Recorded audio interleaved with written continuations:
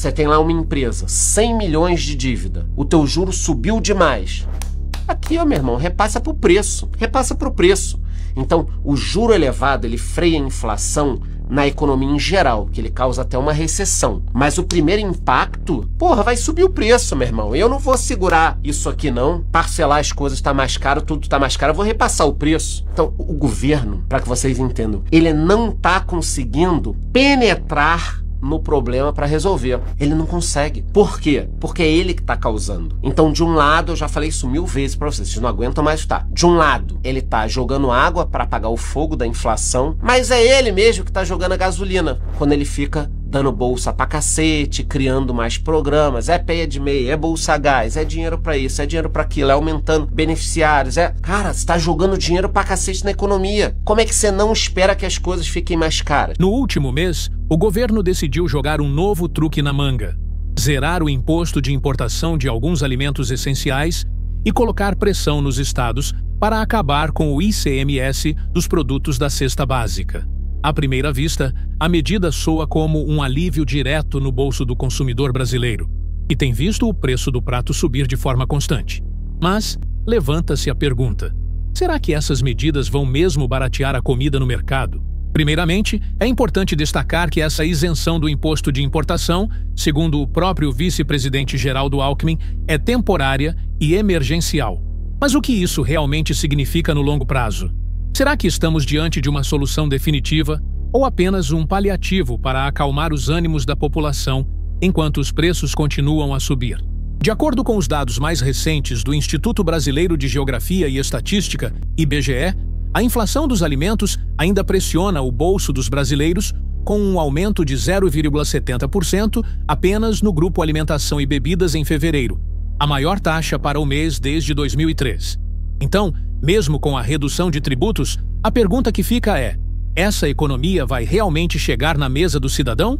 Afinal, além dos impostos, há uma série de outros custos envolvidos na cadeia de produção e distribuição de alimentos, como transporte, armazenagem e as margens de comercialização, que podem facilmente anular qualquer redução de preço advinda da isenção de impostos. Como diz o ditado, o governo tira com uma mão e o mercado põe de volta com a outra. E no final das contas, o consumidor continua a ver o custo de vida aumentar sem sentir o alívio prometido. Será que estamos apenas enxugando gelo, enquanto o relógio da inflação continua a ticar implacavelmente? Dando continuidade à discussão sobre as medidas recentes do governo, surge uma questão crucial: quem realmente se beneficia dessas políticas de isenção tributária? Embora a intenção declarada seja reduzir o custo dos alimentos para o consumidor final, um olhar mais crítico revela que a situação não é tão simples quanto parece. Primeiramente, consideremos o impacto dessas isenções no mercado interno. Enquanto o governo promove a redução de impostos sobre produtos importados, muitos especialistas e representantes do setor agrícola apontam para possíveis consequências negativas para os produtores nacionais. A Frente Parlamentar da Agropecuária, por exemplo, já manifestou preocupação de que essas medidas possam prejudicar os agricultores locais, que não conseguem competir com produtos importados vendidos a preços mais baixos devido à isenção de impostos. Isso nos leva a perguntar: estamos sacrificando a indústria nacional para obter uma redução momentânea nos preços?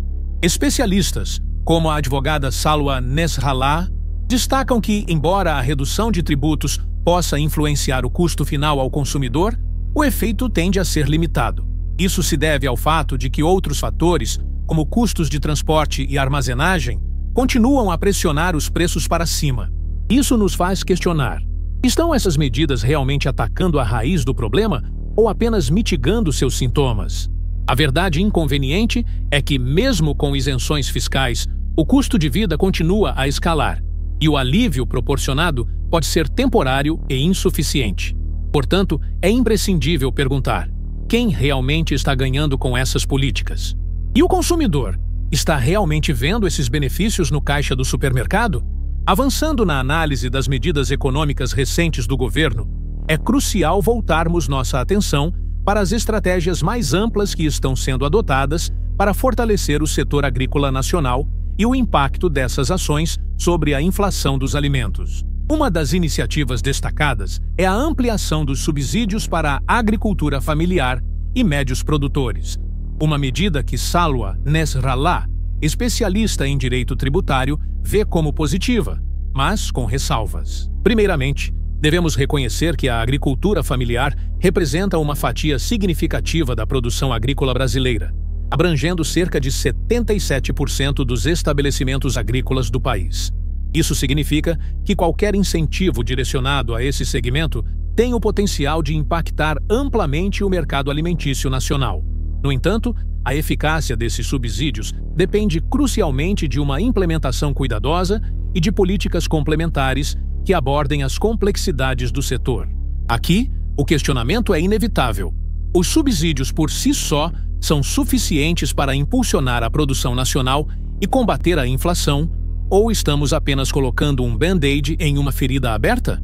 Embora isso possa parecer uma medida eficiente para reduzir burocracias e custos, também levanta preocupações sobre a qualidade e segurança dos alimentos distribuídos, destacando a necessidade de um equilíbrio entre agilidade regulatória e proteção ao consumidor. Adicionalmente, a discussão sobre a isenção do ICMS para produtos da cesta básica continua a ser um ponto focal. O governo federal propõe essa medida como uma forma de aliviar a pressão sobre os preços dos alimentos, mas a realidade dos estados varia significativamente, e muitos ainda hesitam em adotar essa isenção sem um plano claro de compensação para a perda de receitas. Isso nos leva a outra questão crítica. A descentralização das decisões tributárias é um caminho para a eficiência econômica, ou apenas cria uma colcha de retalhos de políticas que confundem mais do que ajudam. O desafio não está apenas em oferecer mais dinheiro, mas em garantir que esse investimento seja usado para fomentar inovações, melhorar a sustentabilidade e aumentar a eficiência da produção agrícola, trazendo benefícios duradouros tanto para os produtores quanto para os consumidores. Finalmente, enquanto medidas fiscais podem oferecer algum alívio temporário, o sucesso a longo prazo na luta contra a inflação alimentar dependerá de uma estratégia econômica mais abrangente que aborde tanto os desafios internos quanto as turbulências no mercado global. Isso exige um olhar crítico e uma vontade política para implementar mudanças profundas, garantindo que os benefícios dessas políticas sejam realmente sentidos na cozinha de cada brasileiro. E aí, gostou de encarar a realidade de frente? Então não esquece de deixar aquele like para fortalecer. E se ainda não está inscrito, corre lá e se inscreve no canal para não perder nenhuma notícia. Aqui a gente não passa pano, a gente passa a real. Fica ligado que sempre tem mais. Até a próxima, galera!